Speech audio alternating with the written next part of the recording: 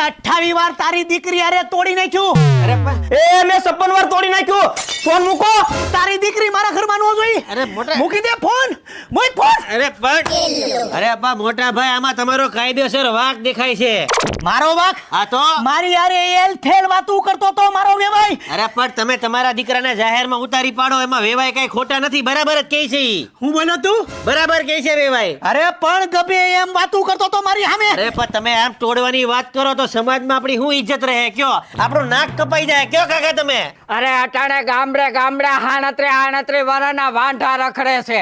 વાંઢાની આખી ફોજ થઈ ગઈ. તું તો નસીબદાર છો કે તને હવે દીકરાની વહુ મળી. કાંઈક સમજ હવે. હજ થઈ ગઈ હો ભાઈ. હવે હું કરવાનું થાય છે? હવે નમતું લઈ ગયો. નમતું નહીં લઉં. અરે પણ નમતું નહીં લઉં. નમતું તો લેવાનું.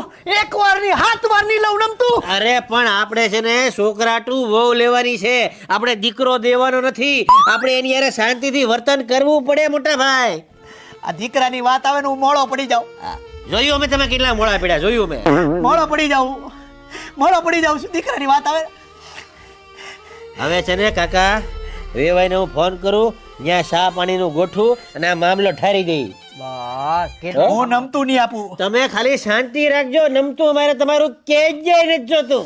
તને જેમ લાગે એમ કે લાલા, જેમ લાગે એમ કે, પણ ખજૂર નમતું ન લે. હવે તમે શાંતિ રાખો. આખી જિંદગી તમે ઈ જ કર્યું છે. અરે હું ચું રાયડું કા પાડો છો? વેવાઈનો ફોન હતો ને એને બોલવાની કાંઈ ભાન નથી. આપણને આંડું પાંડું સમજે છે. અરે બોલવાની ભાન તમને નથી. તમે શાંતિ રાખો. દીકરીને આપણે હારે વળાવવાની છે. કાલ હવારે દુખી થાય તો એ બોલો લાલભાઈ. હા ચા પાણી પીવા? હા તે આવો.